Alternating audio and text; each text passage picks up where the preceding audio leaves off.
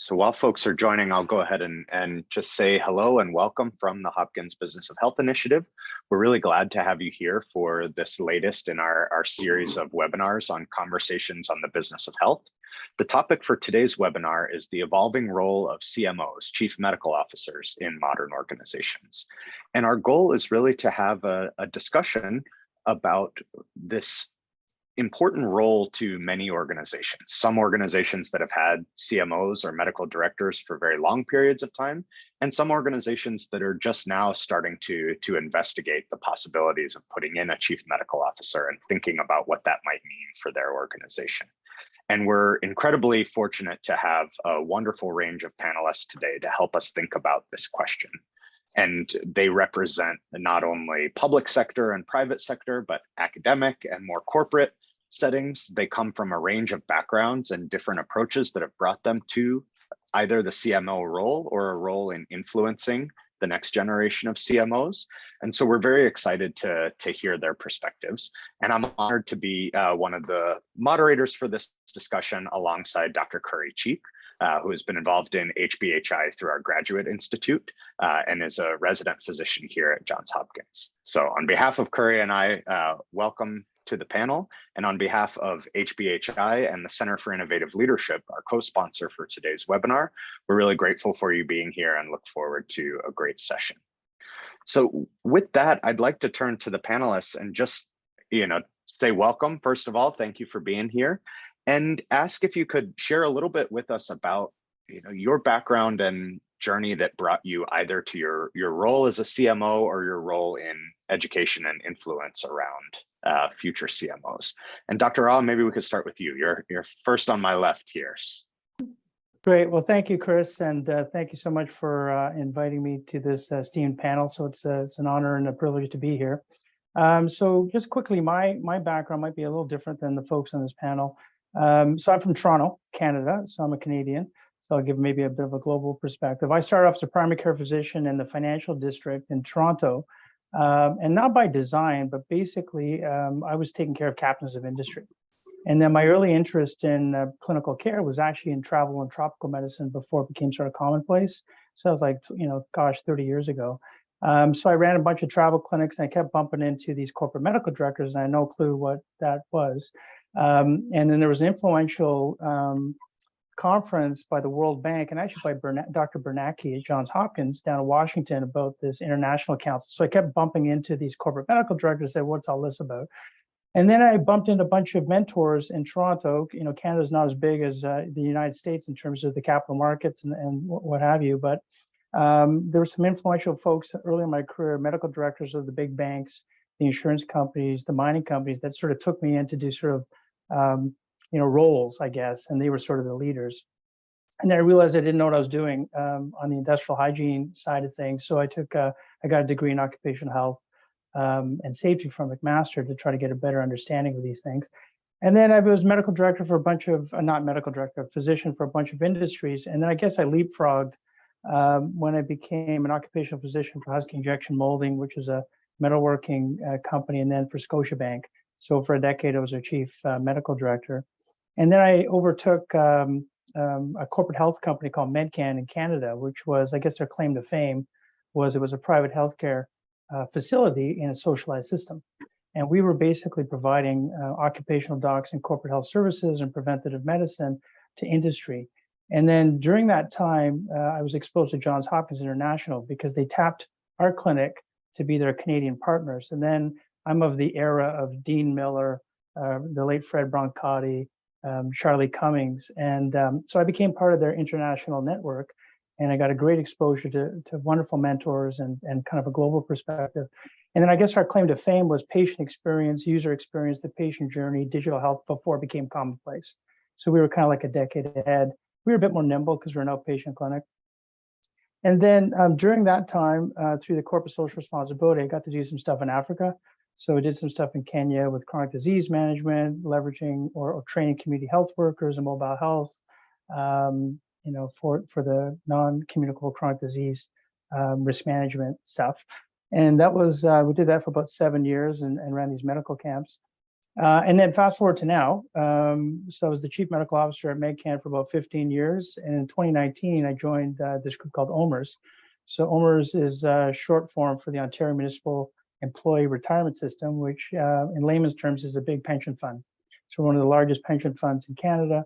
And one of the things that drew me to that was the purpose of servicing the financial health of 500,000 Canadians, 1,000 municipal employers.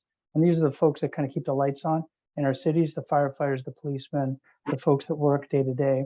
And so our youngest member is like 18 years old, and we, the oldest one is like 105.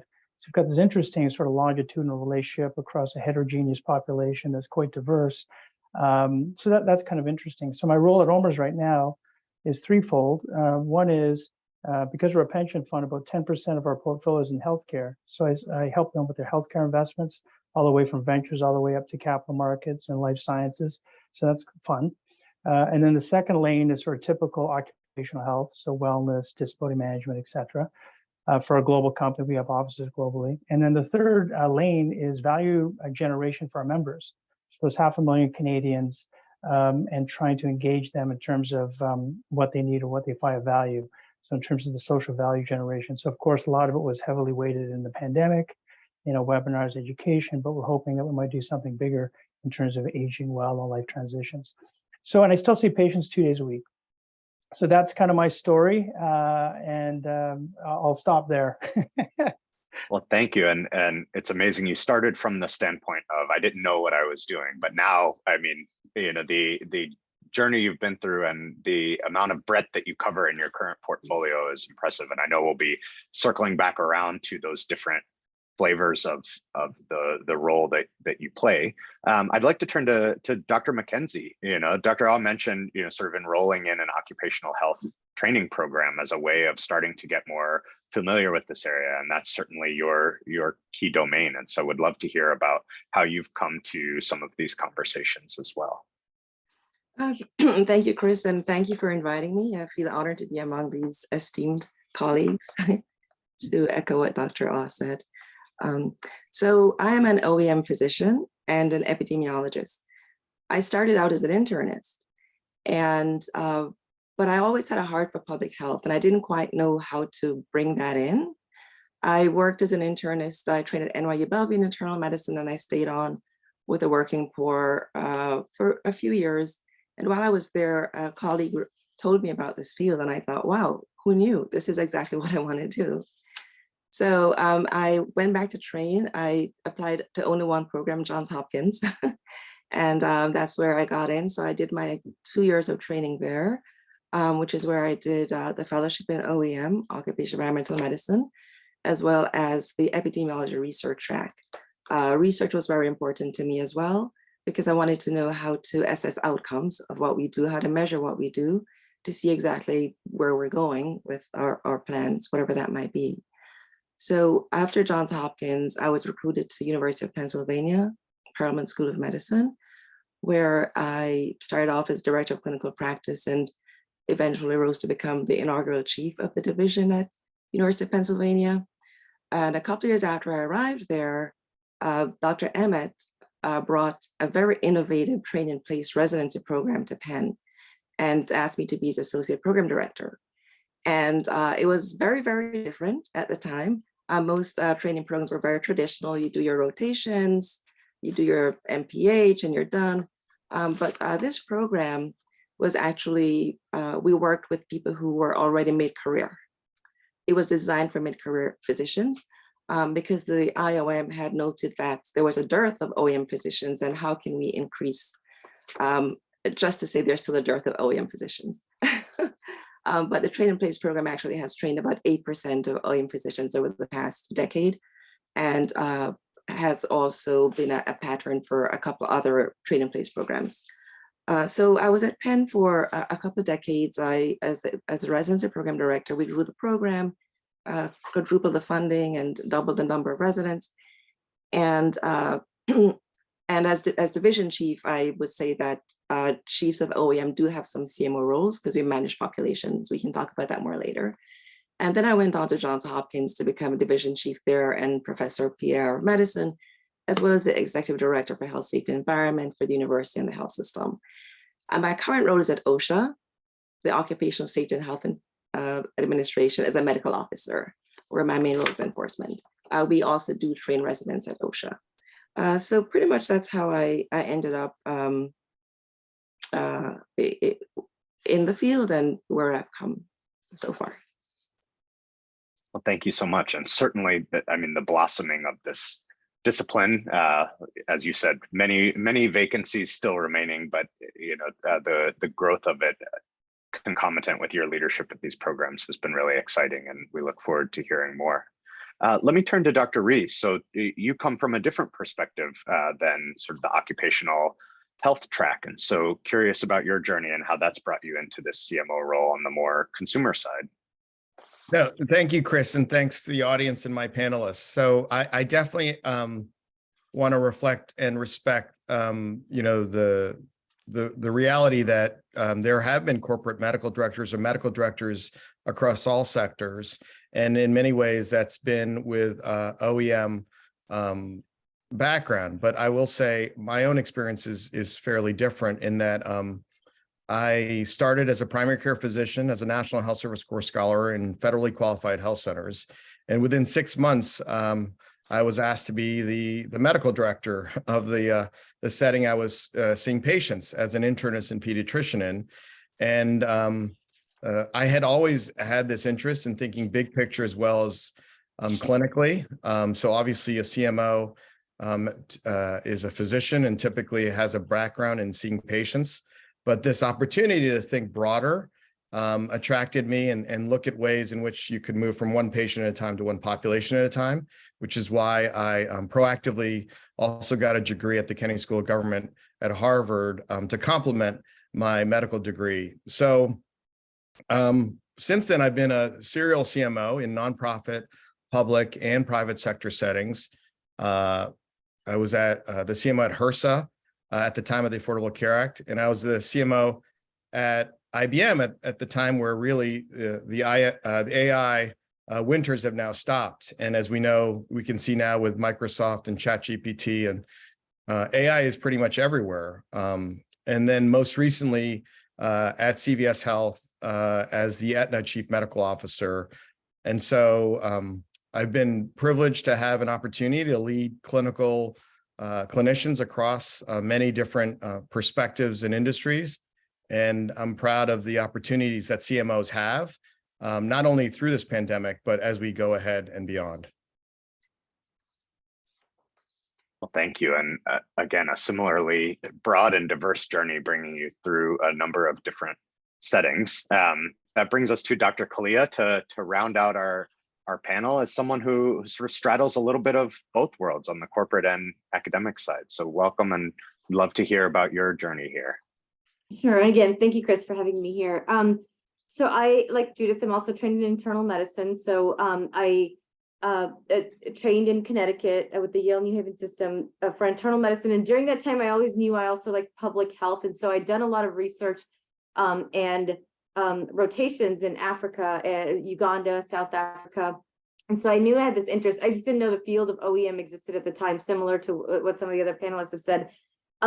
And then I did a chief residency year. And during that year, I was really trying to figure out, okay, do I want to do fellowship? Do I want to do continued education and training in public health? And so I also just applied to one program. I applied to Johns Hopkins, but they had an MPH MBA program at the time. And during my chief residency year, I did discover how important I thought it was to also have some of the business background, because if you're a clinician, you know, trying to do the right thing clinically, if you can also tie numbers and dollar values into the equation, that usually gets the finance people to listen, and you get more buy-in for whatever ideas you may have. So I applied to the MPH MBA program. I had also met one of the Hopkins residents kind of serendipitously for the OEM program. And she said, you have to apply to the program here. I think you'd actually love it. And so I did. And so I was accepted into the OEM residency program as well as the MPH MBA program, and decided to combine all three. And so the training took a little bit longer to do all three together, but you know, it actually worked out really well, because my MPH capstone and my MBA capstone really focused on OEM subject matter. So I was able to tie it together, I think decently well.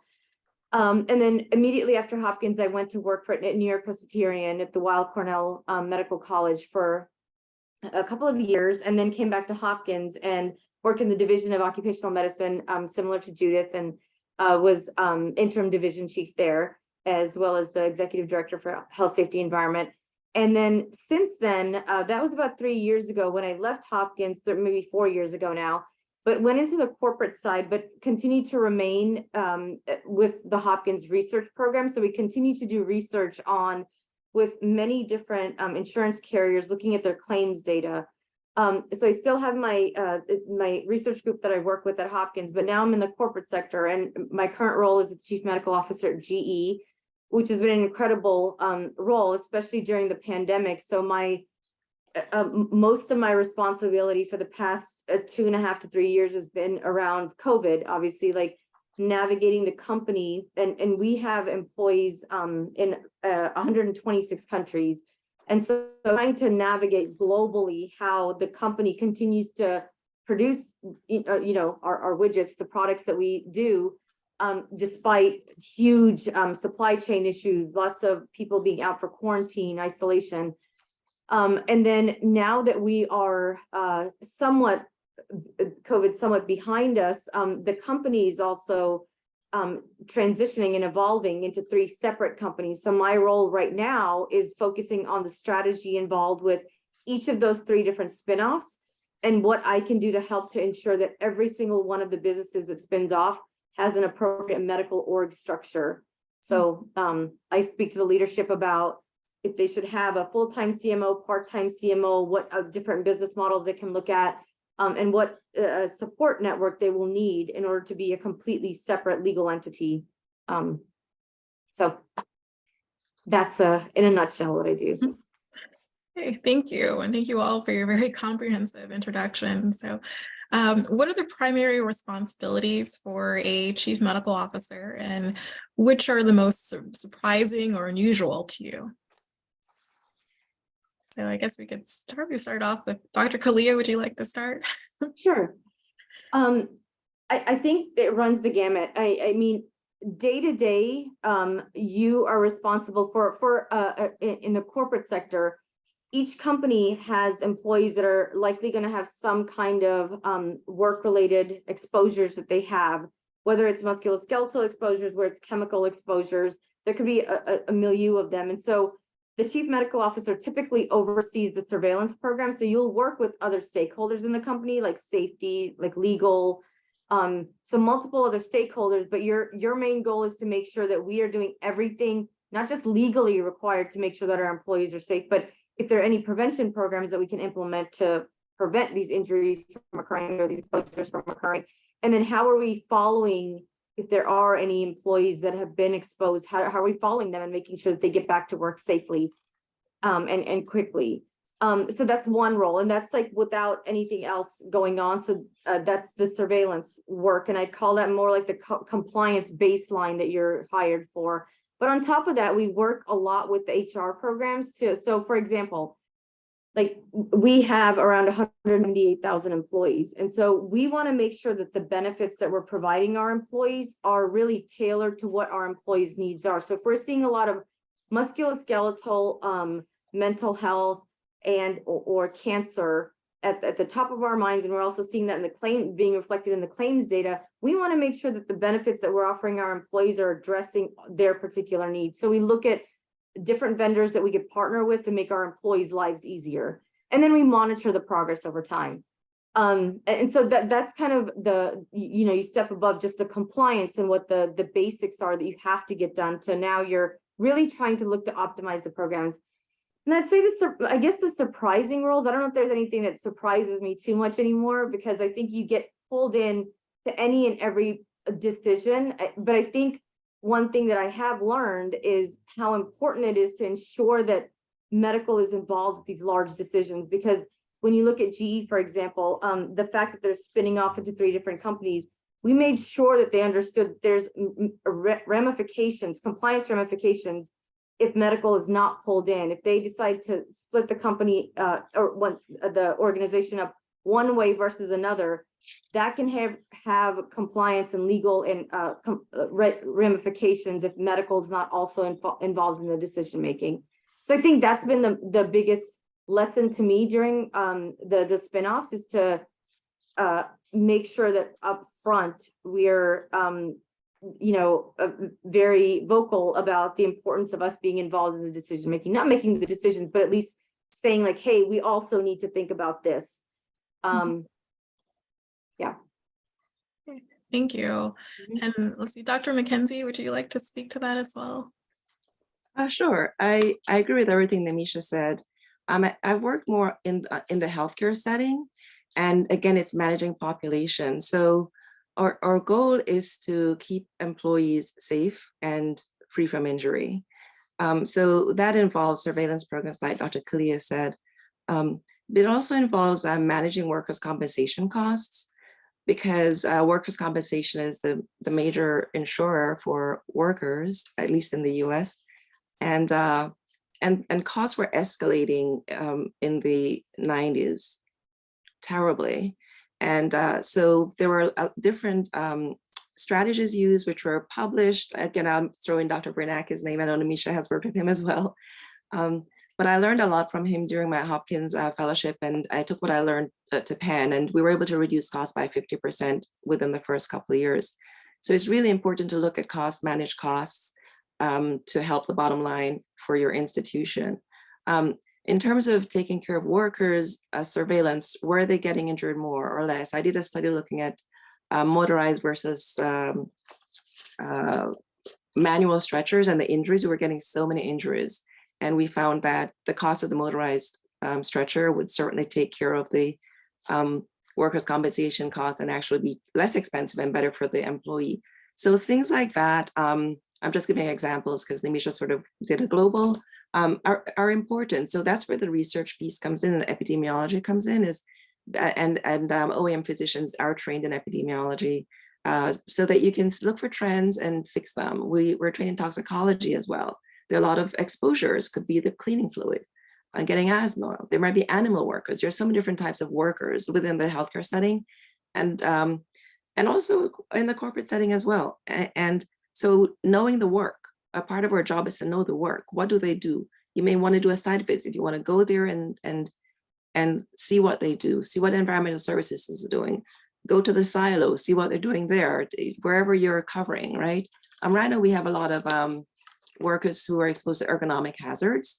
There was an ergonomic standard that did not pass, but ergonomics is very important. Multidisciplinary work, working with industrial hygienists. We talked about ergonomics, and I think Dr. Rhee talked about IH, industrial hygiene. Working with IH, working with legal to keep our organization safe from, within compliance, work with legal, understand the regulations, working with HR.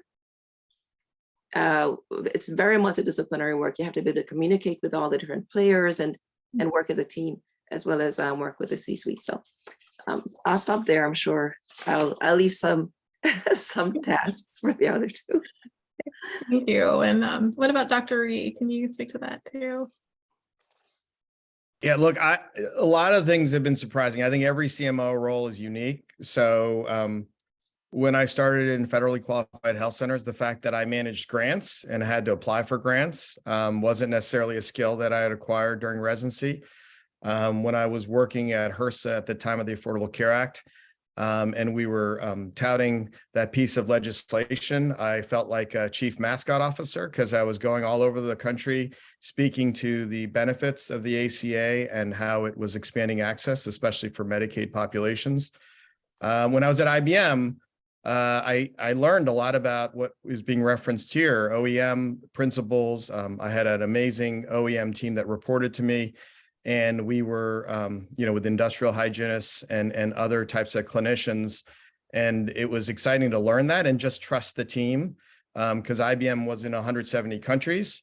I think the thing that surprised me was the health benefits opportunities, as the $5 billion worth of annual spend that IBM had in 170 countries for employees and retirees was also a benefit design component that I had influence and authority over, and the ability to say across the globe, we want to cover preventive services and primary care.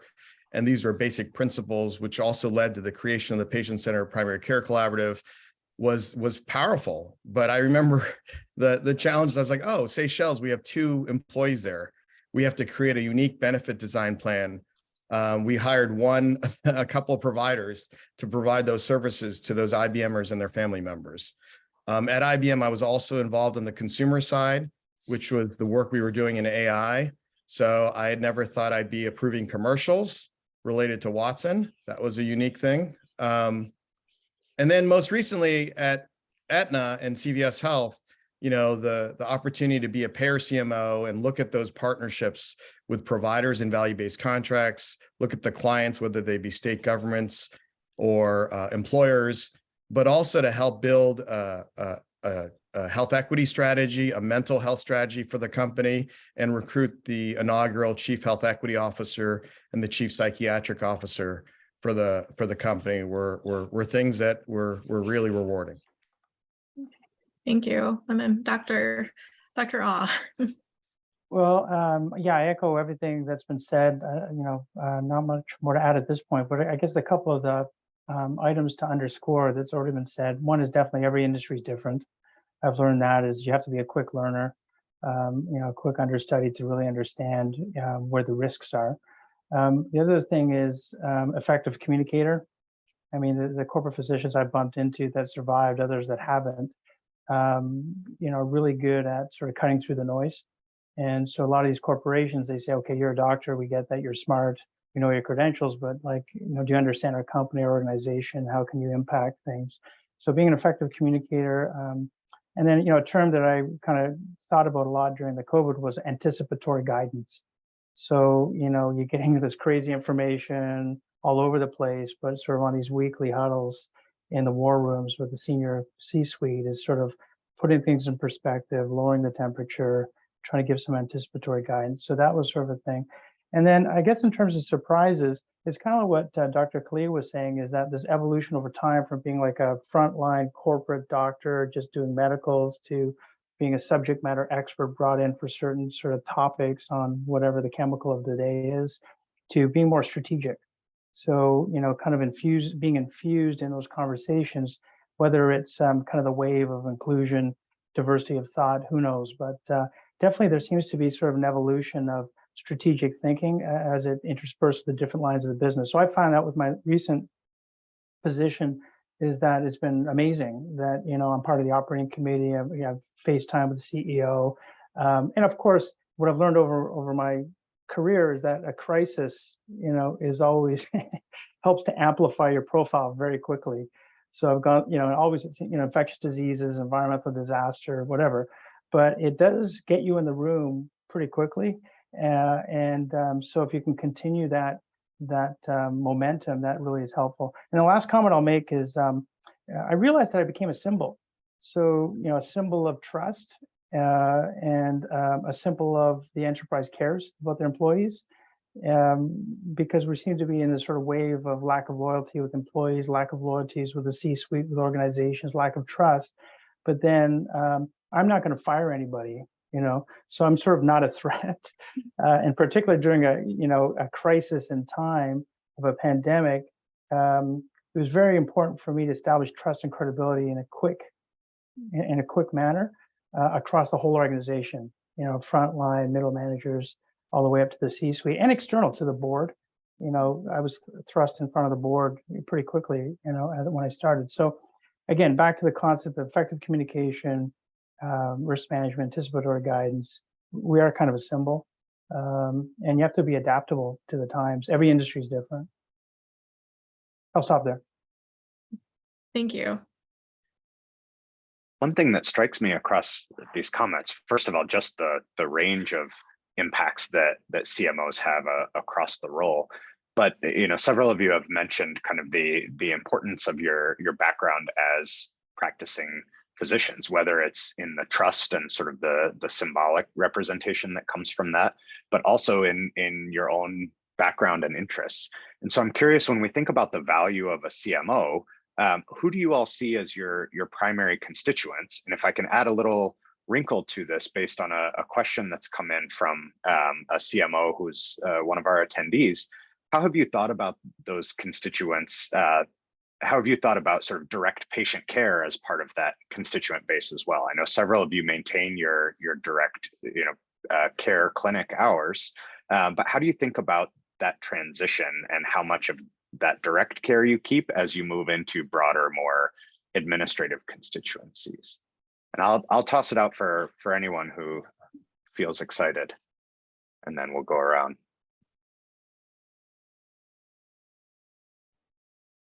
I can speak. Go for it, please. Just really quickly. To me, it was really important, and I actually asked a lot of my mentors as I was finishing up my training at Hopkins. There are opportunities for me to go directly into an administrative role. What do you think about that? I mean, I had already had some internal medicine training and a lot of hands-on clinical experience, I felt, but they said, you know what, like at least get like 3 to 5 years of clinical. And so I really took that to heart, and I appreciate that advice, because I think that having that clinical background now, and I don't do clinical now, but it's been 2.5 years since I stopped that.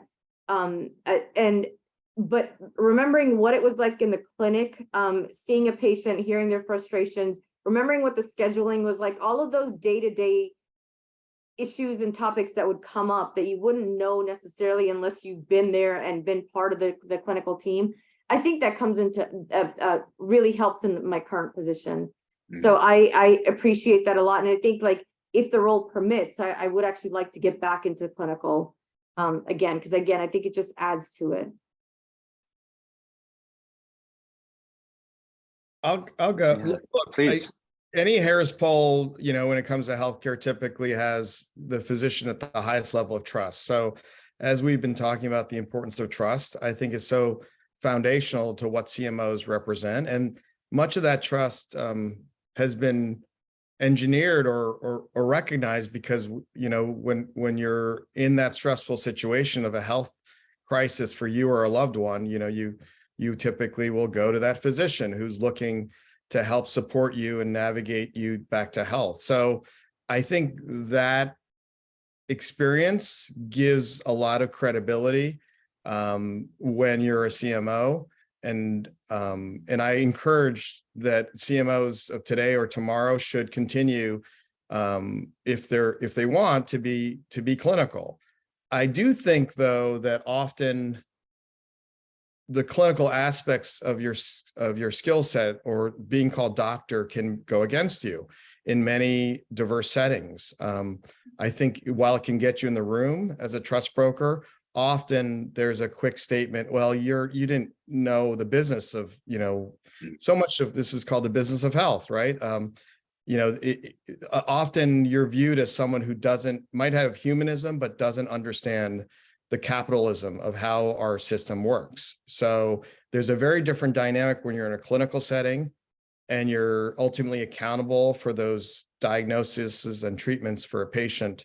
And then when you're outside that setting and now you're a member of the team and you need to leverage those skills, but you need to learn new ones. And I often think this is where CMOs kind of sometimes falter in my experience in mentoring them and in my own experiences as well, is to rely too much on the humanism and the clinical integrity and not seek to understand the other skills that are necessary to often make these major decisions to improve the health of populations, whether it be products a company is selling, or whether it be a policy that's for the workforce, or whether it's something that you're advocating for a community in which you're serving.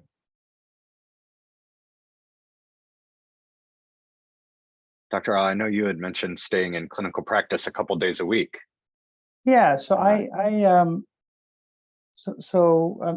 a couple comments I would say. I guess it depends on the bandwidth of the role at hand.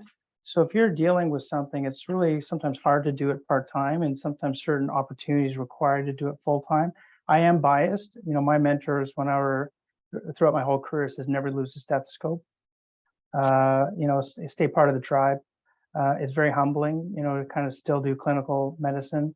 And then for me, it was always the balancing act. It's like, when am I pretending to be doctor? When am I actually a doctor? What's the bare minimum to have a maintain, my clinical acumen plus maintain a practice? So I've always wanted to include it in the mix. And it's always been, frankly, part of my negotiations for the different roles that I take on, is that, hey, I think I'm more valuable if I'm part of that ecosystem. I'm part of that sort of tribe. And also for the network too, the networking. So you kind of understand things at a different level. But I do take Dr. Rhee's points to heart. Some physicians just can't make that transition. They can't play in both worlds, or it's confusing in terms of the messaging they're sending, or there's a misrepresentation of the trust and this authoritarian sort of viewpoint that, I am the doctor and, you must listen to me. But also there's been distrust on the other side. If a physician that hasn't seen patients for a decade and they're very, they converse on sort of the business metrics, and sometimes there's a lack of trust there too. It's kind of like, have you lost your way? So it really is a balancing act, I think. And then I think for me, I've always perceived occupational medicine, well, at least from my perspective, again, I'm in Canada, not sort of the United States model, which are, huge companies. It's a team sport. It takes a village. You can tell by our introductory remarks is that's complicated. And every company and every time requires a different expertise and skill set. So really it's about, able to be at the boardroom table, able to be a leader in terms of inspiration of vision and risk management, but also being able to inspire your team and sort of collaborate, if you will, and not take on too much things, but kind of create an army, if you will, of people that sort of further the mission of worker health, et cetera. So I'm a big proponent of not losing the stethoscope. And frankly, it's my retirement plan. I'll go. Yeah, please. All great comments, and I agree. I think the clinical training is important, which we all have, because a lot of things that show up need our clinical skills. And I think maintaining some clinical footprint to be on the ground is also helpful, because if there's something new that comes up, you're on the ground, you'll see it in real time.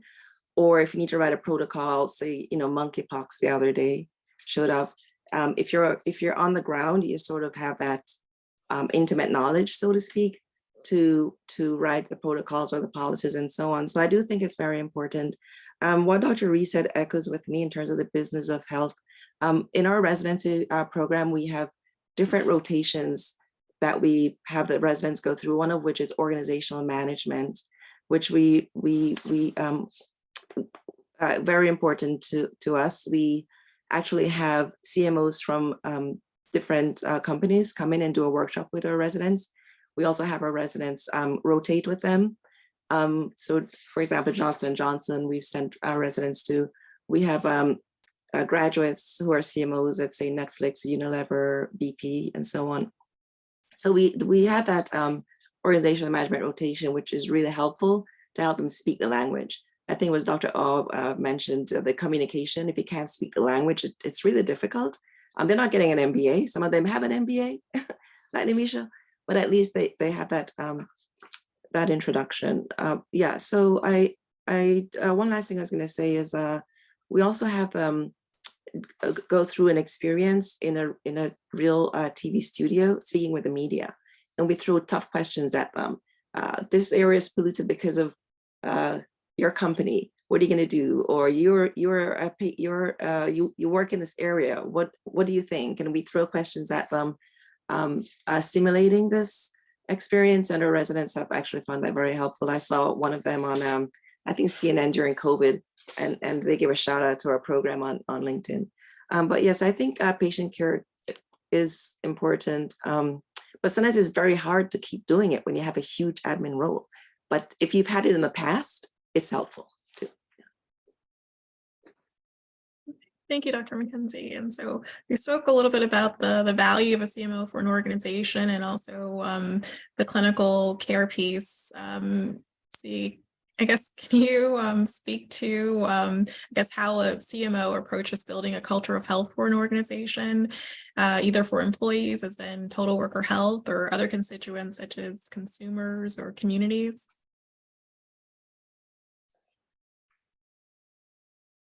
Should I start?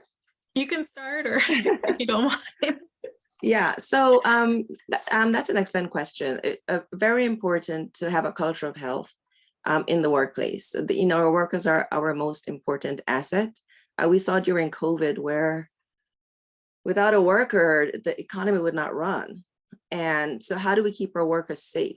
So not just in a pandemic where everything shut down and only the essential workers were exposed. And, we saw so many workers actually pay the ultimate price just to keep our economy going when we didn't have the proper PPE, we didn't understand what was happening. As the science evolved, we've gotten better.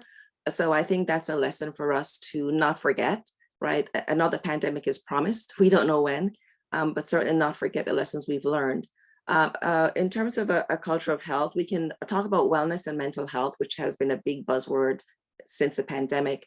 And I know a lot of institutions have come up with various ways to reduce the stigma so that employees can actually seek mental health, either anonymously or just make it sort of everybody does it. I read about one hospital in Florida where everyone coming in on onboarding had to be seen by a therapist, whether or not they wanted to or not, and then they could continue or not, depending on how they felt about it, but just remove the stigma. And that has actually been shown to help the bottom line as well.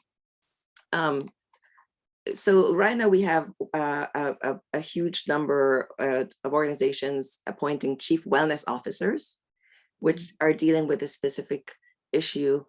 I would submit that formerly trained OEM physicians are also trained in wellness and prevention and could also play this role as part of their portfolio. We talk about chronic disease being a big driver, and I think you also mentioned total worker health later on, which you'll probably ask about separately. But we need to look at the worker as a whole person, not just, oh, I hurt my back at work, or I got the exposure, my eyes are burning. But what are they bringing to work? Are they pre-diabetic? Are they diabetic? The research shows that it's way less expensive to manage a pre-diabetic and keep them in that stage. And now we have the National CDC Diabetes Prevention Program, which has shown that you can actually move people keep people in pre-diabetes much longer, over a decade, than have them move into diabetes, which is much more expensive. Not just the expense, but also the toll it takes on your worker. So those are just examples. So managing chronic illness, and we've also seen the rise of on-site clinics. So it's not just the workers' compensation, I got hurt at work, go see your doctor for your work-related injury or your work-related exposure or illness, but also I bumped my head at home. Am I going to take time off to go see my doctor and take a couple of sick days, or can I see someone within the workplace? So on-site clinics have really grown rapidly over the past decade or so, which is helpful to workplace health and a culture of health. And of course, I'd be remiss if I didn't mention burnout, which is another huge buzzword and about which I've written.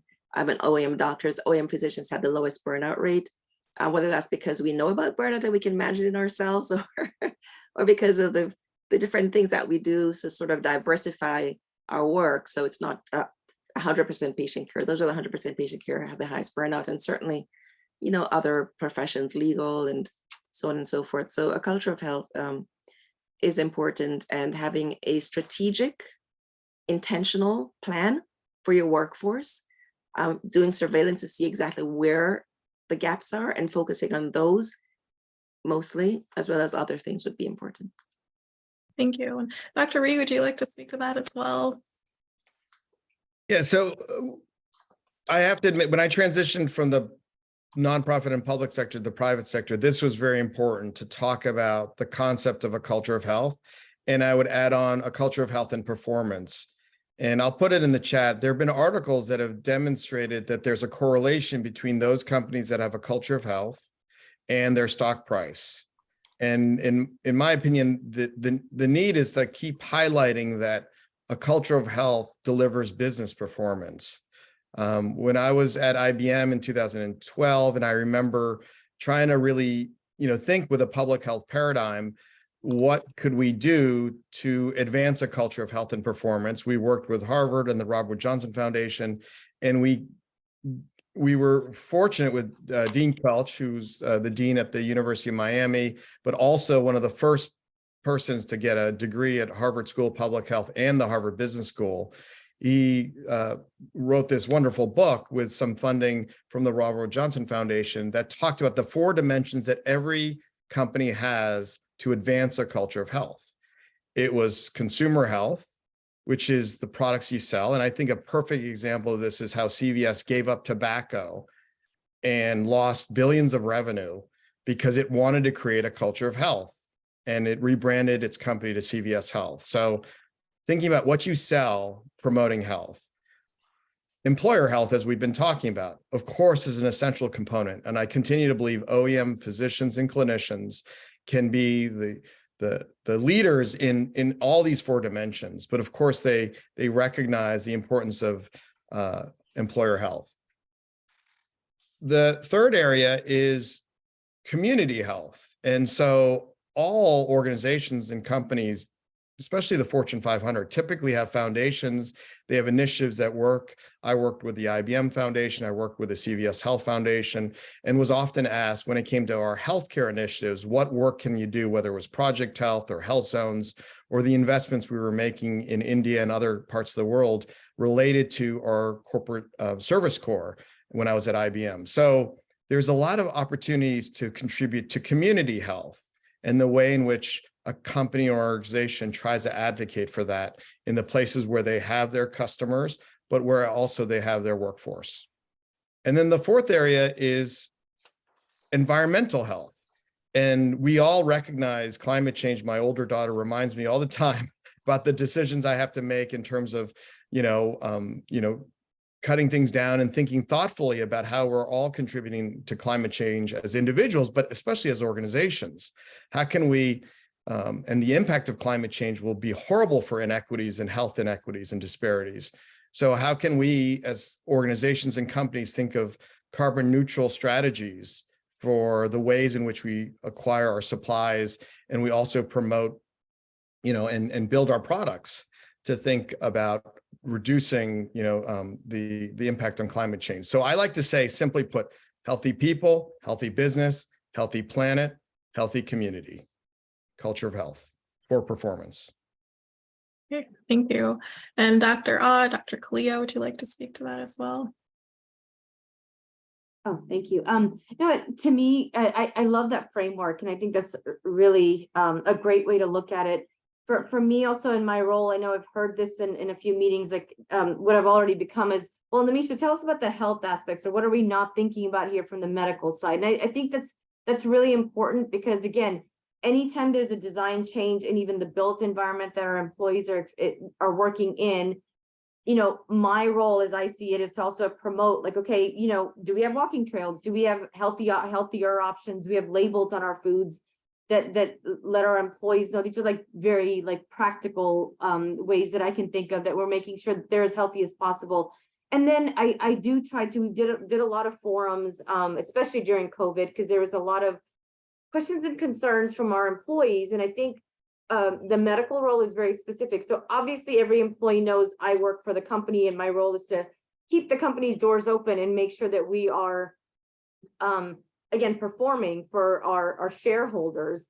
But I think the role is specific because we did a lot of education sessions, but I always make sure to say, like, look, we're talking about vaccines a lot, but if you have specific concerns about your particular health conditions, or then set up some time with me and I'll talk to you about it. And so I could hear from employees a lot of the rationale for why they were more concerned about their family members, their own personal health in relation to the virus or the vaccines or the boosters.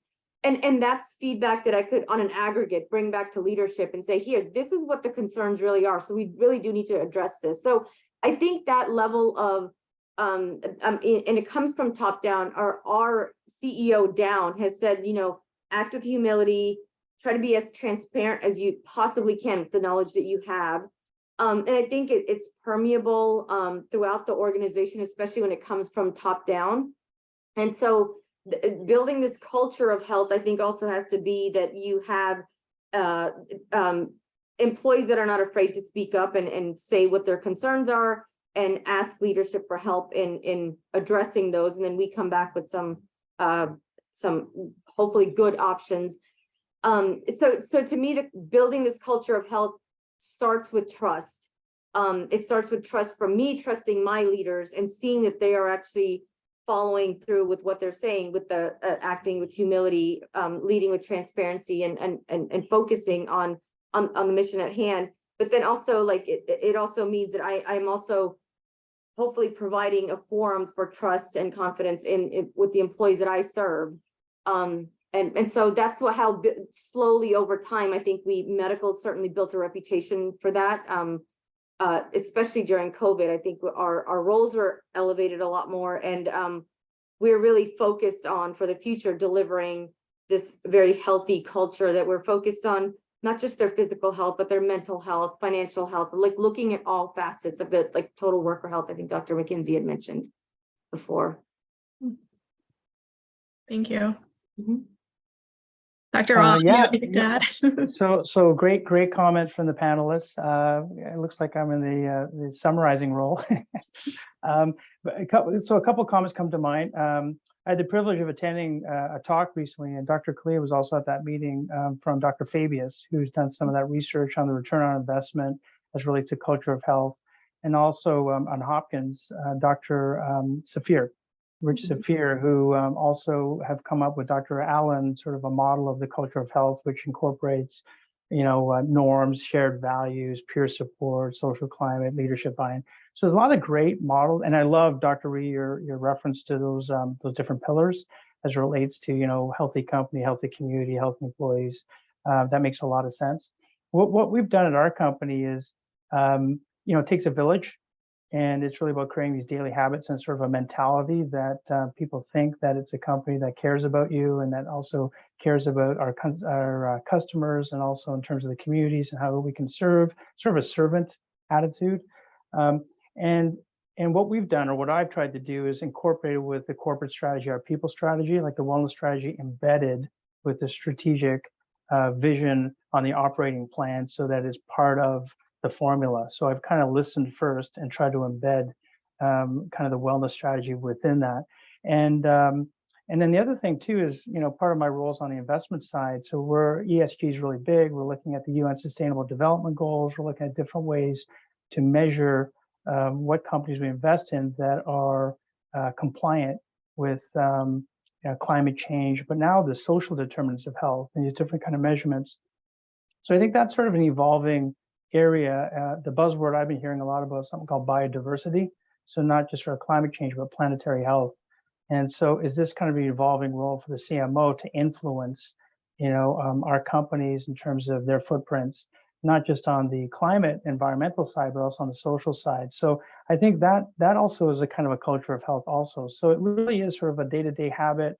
It takes a village, leadership ground, from the frontline employees to the middle managers. The last thing I'll mention is one way I'm starting to think a little bit about well-being in the workplace is sort of the 3 lanes of, at the individual level, self-care, strategies. The second thing is leadership. So leading, in a manner that will have well-being for your staff. And then the last thing is sort of enterprise, which is sort of psychological safety and leading with data, sort of, if you will, the future of precision analytics and predictive analytics. Are there ways that we can create sustainable programs that we're learning in live time, anchored with psychological safety, empathy, etc. So I'll stop there. Thank you. Very good summary. Well, unbelievably, it seems, because I've just been sitting and listening rapt. We just have a few minutes left. And so, we have a number of students who are attending the webinar today, thinking about their own futures, practitioners looking at changes in the marketplace and the future of organizations, and faculty and researchers trying to figure out where things go. And so I'd love to hear from each of you in just 60 seconds or so. What do you think is going to be the biggest change for the CMO role over the next 10 years, and how might we best prepare for it? And Dr. Kalia, I'll put you on the spot, please. Yeah, no, I can start. I think the CMO is going to be involved in larger organizations. I think healthcare costs, certainly in the US, are going to continue to rise. And I think the CMO is going to be pulled in many different directions. Obviously, there can always be threats of other infectious agents that could halt production as well, but certainly helping to strategize with healthcare, the rising healthcare costs. I think the CMO's role is going to be much more impactful moving forward with that. Yeah, thank you. How about for others? What's the biggest change that you forecast over the next 10 years? I think Dr. Kalia got me thinking about healthcare's in trouble. Like in Canada, it's in trouble. So, you know, can industry and CMOs be part of the solution of how we solve some of these gigantic problems? And, you know, I have kids that are in their 20s, and yeah, how do we prepare for the future for those folks, you know, for our kids, the next generation? So I think that'll be, you know, potentially a role in terms of CMO leaning in. And then the other thing is this biodiversity concept. So perhaps our influence can be wider than the organizations that we serve. So, you know, what is going to be the future of CMOs is basically, you know, opining on a point of view as relates to how companies run and how that impacts and the ripple effects in terms of local and global. So I think that could be another role that we play in. Absolutely. Yeah, Dr. McKenzie. Oh, Sorry. As an educator, I'm sort of going to put that twist in. I think the role of this, I think early on, CMOs were very important to corporations. And as time has gone on, I think other enterprises, healthcare systems have seen the importance of a CMO. I think the CMO is going to have a wide range of skills so that they can attack whatever comes and be able to pivot. I think climate change is here, it's real, so environmental skills. And I would just posit that OEM training, which involves clinical medicine, epi, biostats, risk assessment, industrial hygiene, safety, toxicology, organizational management, all these things together do create an ideal CMO. But I also think that even these programs have to pivot to meet whatever is coming. Our biggest issue is funding. Because we don't get the usual funding that other residencies get. So we have to figure that out. Maybe Dr. Rhee can go back to HRSA and increase our HRSA funding. But, you know, I think, and another thing is, I think the ACGME, the American Council of Graduate Medical Education, is recognizing this as well, because there's a new fellowship called Healthcare Administration, Leadership and Management, which is creating CMOs. You look on any journal, you see Emory has a CMO, all these people have CMO training. But I still believe that OEM is ideal. And, you know, I hope we get enough support that we can churn out more OEM physicians with the diversity of skills. Thank you. Look,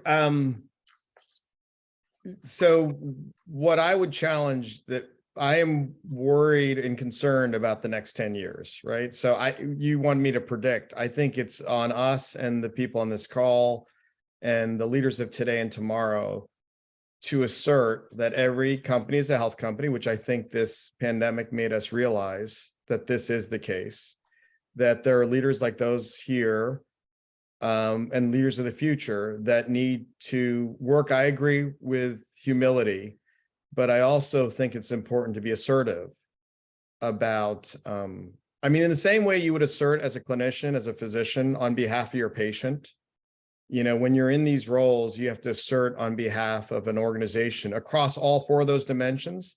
Traditionally, CMOs have been focused either on the employer side or the consumer side, or sometimes both.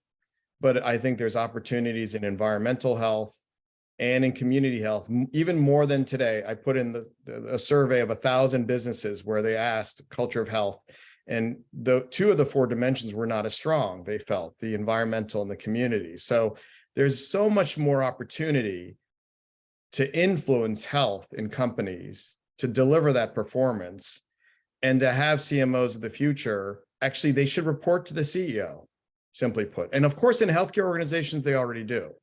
But when, you know, as Delta hired their first inaugural chief health officer, you know, Dr. Henry Ting reports to Ed Bastian.